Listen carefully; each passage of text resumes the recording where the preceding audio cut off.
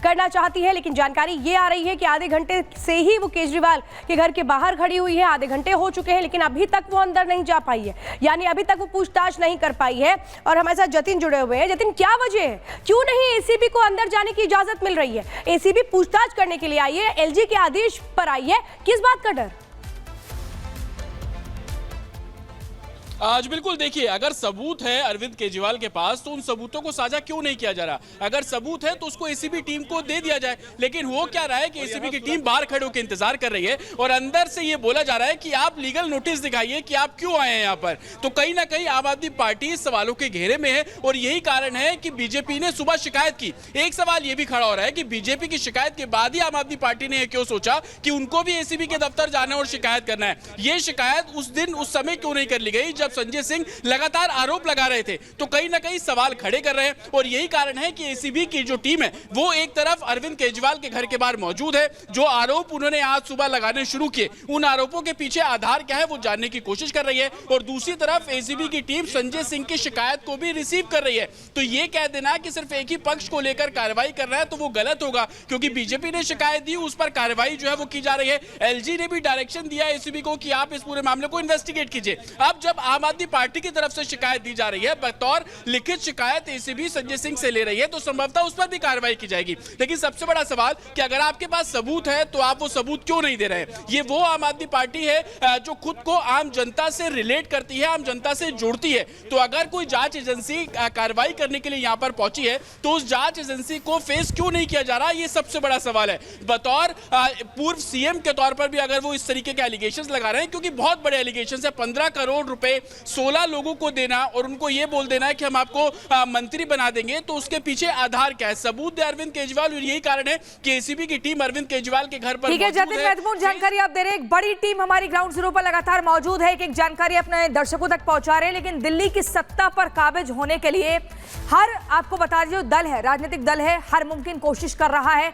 चुनाव की शुरुआत से शुरू हुआ आरोप प्रत्यारोप का खेल परिणाम आने के कुछ घंटे पहले तक जारी है। आम आदमी पार्टी ने बीजेपी पर उनके एमएलए खरीदने का आरोप क्या लगाया, मामला एसीबी जांच तक जा पहुंचा। अब एसीबी की जांच में क्या आता है और इसका चुनाव परिणाम पर क्या असर पड़ने वाला है, इस रिपोर्ट के जरिए देखिए।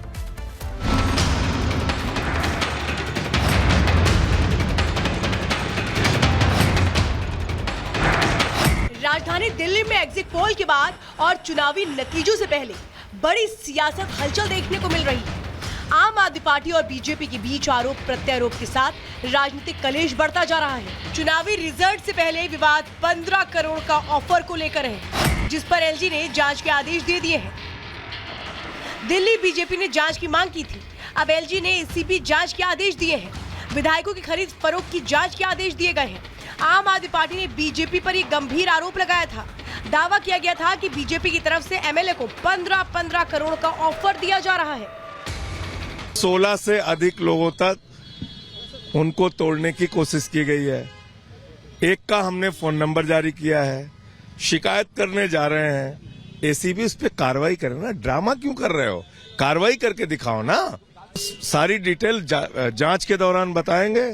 अब अभी तो पता ही नहीं कि इनके विधायक कितने आएंगे भी कि नहीं आएंगे, वो बिकने लायक रहेंगे भी कि नहीं रहेंगे, तो कल के बाद पता चलेगा। मुझे लगता है अब आगे अपने राजनीतिक जीवन में ट्वीट पे ही मिलेंगे अरविंद केजरीवाल। अब जनता तो इनको नहीं बिठाने वाली है, जिस प्रकार का इनका चाल चरित्र और इनका नियत रहा है। खरीद फरोख्त को लेकर के आम आदमी पार्टी के आरोपों को लेकर बीजेपी ने उपराज्यपाल से शिकायत की थी, जिसके बाद एलजी विनय कुमार सक्सेना ने एसीबी जांच के आदेश दिए। इधर उपराज्यपाल ने आदेश दिए, उधर एसीबी एक्शन में आ गई, जिस पर सियासत तेज है। बोले आपके फायदे के लिए है, आपको फायदा ही होगा। तो मैं कहा फायदा क्या होगा, चुनाव तो हो गया, अब फायदा तो बात पहले कर लेते, चुनाव से पहले करते। लेकिन वो बोले नहीं, आप समझा करो, कुछ और भी फायदे होते हैं। तो मैं कहा और क्या फायदे होते हैं? तो इतना तो मैं समझता हूँ क्या फायदे। तो थोड़ा मैं भी सोचने लगा, बात लूं इनकी बन की। तो इन्होंने बोला कि आप समझा करो, आप मंत्री हो और सरकार नहीं आई तो हम आपको मंत्री बना देंगे। मेरे पास कोई आया था और मेरे से बात करके गया। क्या बोला उन्होंने? उन्होंने यही बोला कि 15 करोड़ रुपए ले लीजिए और अगर किसी को साथ लेके आते हैं तो मंत्री परिषद भी आप ले लीजिए। तो और कल इस तरह का ऑफर दिया गया और कहीं ना कहीं जब इनकी सरकार बन रही है तो मुझे समझ नहीं आ रही हमारे पीछे आ क्यों रहे हैं। कौन व्यक्ति था, किस समय आया था, आप उसे पहचानते हैं? देखिए मैं उसको नहीं पहचानता, लेकिन अपने आप को वो बता रहा था कि बीजेपी का आदमी है। संजय सिंह, अरविंद केजरीवाल, आप लोग झूठ बोलोगे तो आप उसका खामियाजा भुगतने के लिए तैयार रहिए। ये नहीं चलेगा कि आप कुछ भी बकवास करेंगे और उसका परिणाम आप नहीं भुगतेंगे। आपने जो आरोप लगाए हैं घटिया, बेबुनियाद हैं। अगर आपके पास तथ्य हैं तो रखिए, नहीं तो फिर इसका परिणाम भुगतने के लिए तैयार रहिए। और मैं बार बार कह रहा हूँ, आप जिस तरह की घटिया राजनीति करते हैं, दिल्ली वाले इस राजनीति को पसंद नहीं करते। अरविंद केजरीवाल, संजय सिंह और मुकेश अहलावत एसीबी के टारगेट पर है। तीनों से पूछताछ के बाद सच सामने आएगा कि जो आरोप है उसमें कितनी सच्चाई है।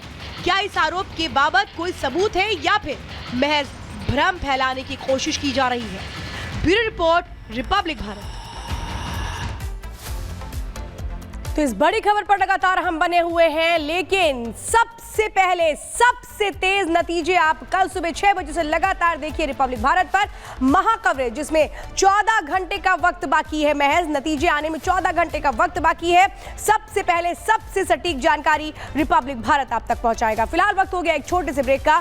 ब्रेक के बाद आपको दिखाएंगे जिस तरह से दिल्ली की सियासत जारी है, एसीबी का एक्शन हो रहा है, इस पर बड़ी खबर लगातार जारी है।